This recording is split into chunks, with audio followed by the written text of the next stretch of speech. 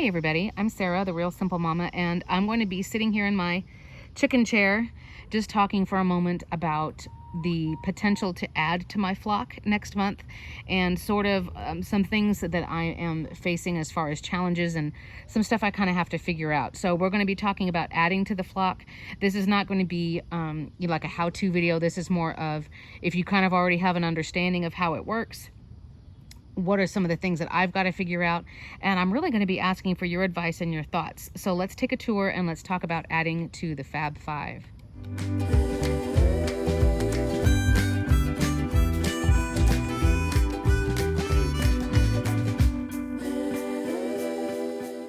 So my girls, as you can see, there goes Gracie. They're going up to bed, and I'm just sitting out here for a minute, enjoying the wonderful feeling of being eaten alive by mosquitoes, showing off all of our plants and stuff. So here's the situation. I live in San Antonio. I'm allowed to have 8 chickens. We don't have an HOA, thank God. Oh, someone's coming back down. Oh, here comes our alpha. If you've seen my other videos, I've talked about how Calypso comes back and she makes one more final round. So everybody's up in bed. The other 4 girls are already up, and now Callie's gonna play camp counselor. What a nerd. What is it, Cal? Makes her feel important, I guess. So I'm allowed to have 8 chickens. I have 5 right now. I am wanting to add 3 more. My original plan was to get some battered hens or rescue hens, or, you know, somebody who may, you know, is never going to be like a show bird or like a breeder or anything like that, but just somebody, some chickens who need some love. So that's still on the table. That's still an option. But I've got a friend who is actually going to be reorganizing her flock and has offered to give me 3 hens. This is a competition with which bug can be the loudest.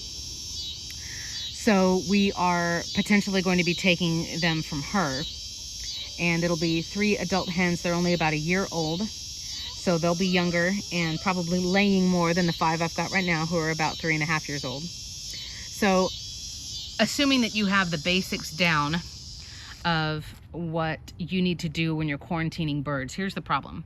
I have dog crates that I can use and tarps. I'm going to be putting the wire dog crates, which is set up pretty much similar to rabbit wire, the way the wiring on these crates is.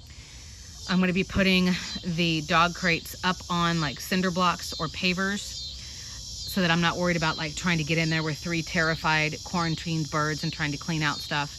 And I'm not putting the tray down. So they're going to be standing on the bottom wire and then the pavers. I'm going to make roost bars. They're going to have their own food. I'm going to make them a nesting box. They'll have their own water, all of that stuff. Here's the problem.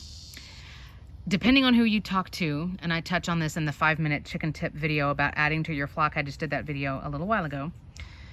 There are a couple of challenges is how long to quarantine for, and do you quarantine them in with the flock or not? And here's my problem. In my particular situation, it's one of those things where it's like, I know what the ideal circumstances are. I know what the textbooks tell you to do. I'm just trying to figure out if I'm going to be able to do it exactly the right way with my setup. And here's what I mean. So we want to get the birds in October because it'll be nice and cool. We won't have to worry about 100-degree temperatures and birds overheating and all that stuff. I'm going to quarantine for 2 or 3 weeks. I honestly, you know, I trust the lady that I'm getting them from. I trust that my birds are healthy, so I would think after 2 weeks we'd be okay, but I may err on the side of caution and do 3. And you're of course welcome to respectfully tell us in the comments, you know, what you do when you quarantine birds, how long do you do it for, all that stuff.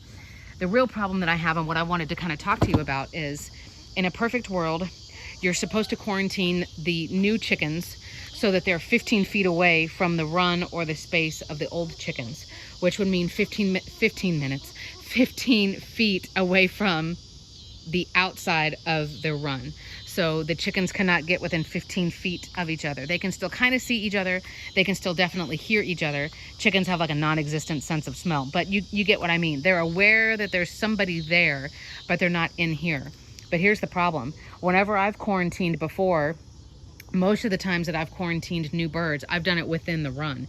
And that way everybody can literally like peck at each other through the bars. And there's a lot more interaction than just like, you know, hark, I hear chickens like out in the distance.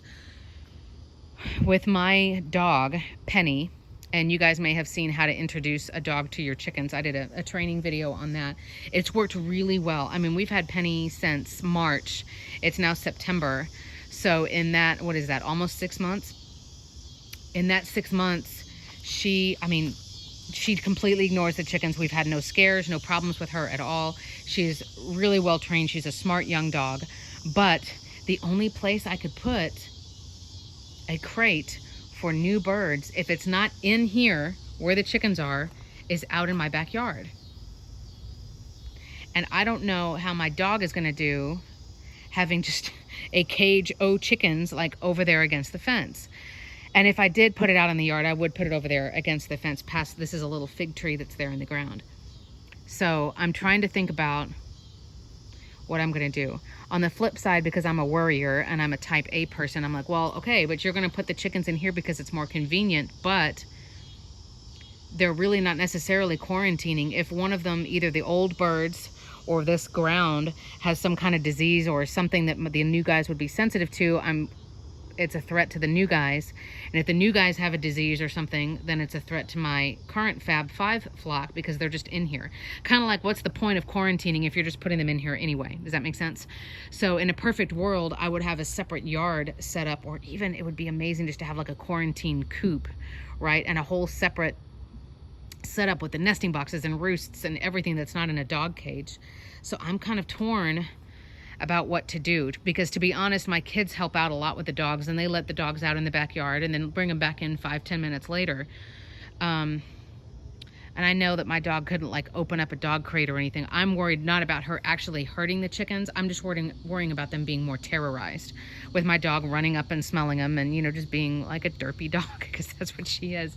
Not about them being, you know, mauled or killed or anything like that, just them being in a constant state of panic because the dog is running right up to them. So I'm trying to think about what I can do. I don't really know if I have the ability to like completely build something different that we're only going to have for a few weeks.